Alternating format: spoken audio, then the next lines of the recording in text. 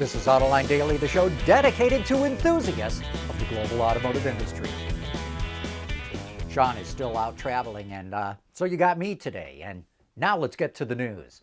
As we reported yesterday, Ford is changing how it reports its financial earnings. Instead of doing it on a regional basis, like North America, Europe, or China, it's going to report by 3 business units. Ford Blue, which is the ICE business, Ford Model E, which is the BEV business, and Ford Pro, which are commercial trucks and vans. And now we've got some pro forma ideas of how those units did over the last couple of years. In 2021, Ford Blue made a $3.3 billion profit, Ford Pro made $2.7 billion, and Ford Model E lost $900 million. Last year, Ford Blue made $6.6 billion in profit, Ford Pro made $3.2 billion, and Ford Model E lost $2.1 billion. This year, Ford Blue is expected to make $7 billion, Ford Pro should come in around $6 billion, and Ford Model E is going to lose $3 billion. Oh, obviously, those are not good numbers for Model E, but here are a couple of things to keep in mind. Ford is investing heavily in EVs right now, especially with the giant manufacturing complex in Tennessee that it calls Blue Oval City.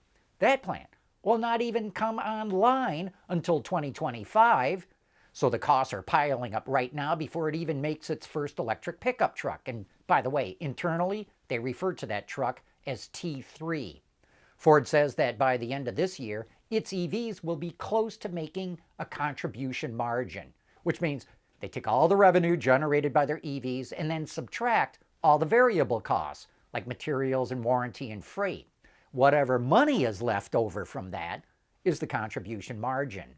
By 2026, Ford says it will be building 2 million EVs a year, and that Model E will generate an 8% EBIT margin. And because it will now be reporting all those numbers publicly, we're going to know every single quarter if it's making good on its promise. Okay, let's keep the spotlight on Ford for the moment. It claims it's kicking GM's butt when it comes to selling hands-free driving. We're talking Ford BlueCruise versus GM Super Cruise.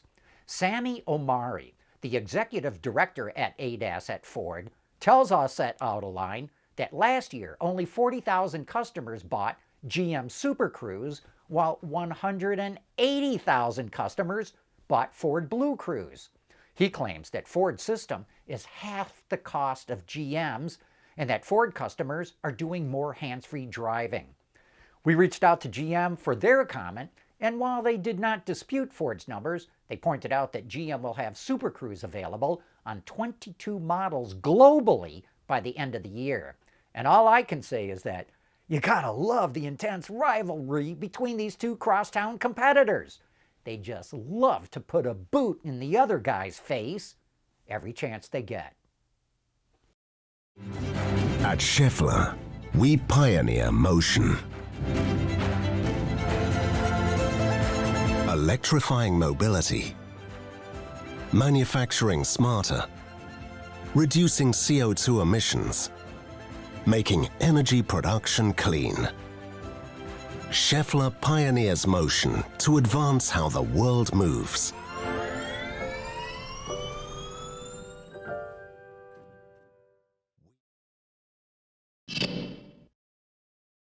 It wasn't that long ago when automakers used to brag about how many cup holders they had in their cars. Today, it's all about how big their screens are.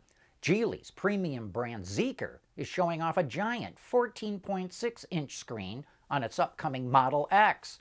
It's mounted on a rail so it can slide between the driver and front passenger, and it's got a plug for a game controller so you can play video games.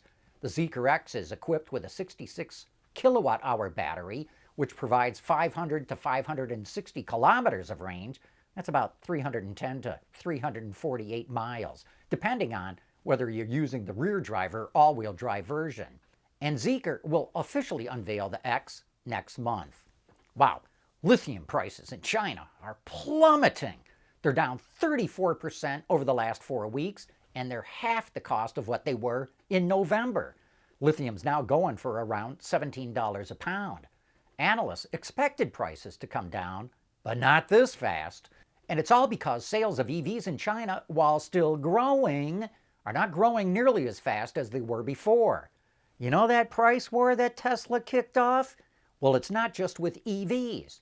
Now, car companies are cutting the prices of their ICE cars, and that's luring customers away from electrics. Lithium prices are also falling in the US and Europe, but not nearly as fast as they are in China. But if you're a battery company, what are you going to do? You're going to keep on making batteries. And CATL announced it's going into mass production with a new battery chemistry it calls M3P. CATL is not saying a lot about these batteries except that they have more energy density than lithium iron phosphate batteries, but they're cheaper than nickel cobalt ones. And it also says M3P will deliver a driving range of 430 miles, that's about 700 kilometers, though it did not specify the size of the pack or in what kind of vehicle. But if a typical EV has that kind of range, it's going to be a game changer.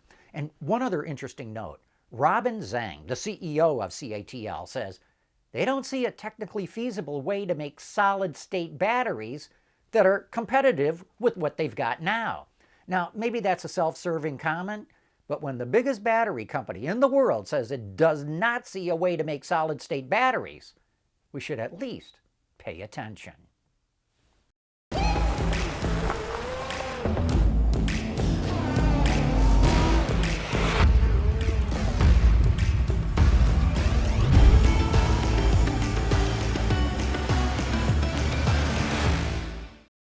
We want to know what drives your testing. OTA, connected car, diagnostics, remote testing. Intrepid Control Systems is here to help you work from anywhere. Intrepid Control Systems, driven by your data. The Volkswagen Group might bring yet another brand to North America. It's already got Volkswagen, Audi, Porsche, Lamborghini, and Bentley, and in 2026 it's going to have Scout, but the next one on the list could be Cupra. That's the premium brand of Spanish automaker SEAT, which is also part of the VW Group.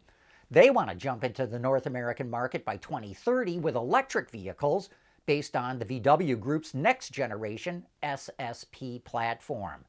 Cupra's CEO says he believes Americans will love the automaker's design and performance, but they don't want to launch vehicles here just yet because they need to establish the brand in Europe first. Android Auto and Apple CarPlay are a great way for drivers to use their smartphones while they drive, but cars last a lot longer than phones, which means the car's infotainment system could be wildly out of date in just a few years. That's why Volkswagen is pledging to support Android Auto for 15 years, which is what it considers the lifetime of a vehicle. We've seen automakers have to tell owners to park their cars outside because of engine fires or battery fires. But this is a new one. Hyundai and Kia are telling more than 570,000 SUV and minivan owners they got to park their vehicles outside and away from any structures because the tow hitch harness can catch fire. You heard that right. The tow hitch harness. Apparently, a short circuit can occur if water leaks into the hitch's circuit board. Poof, it goes up in flames. So Hyundai and Kia are telling owners to park outside until they can get this fixed. And that includes the Hyundai Santa Fe, both the hybrid and the plug-in hybrid, and the Kia Carnival. And anyway, that wraps up this week's reports. Have a great weekend, and thanks for watching.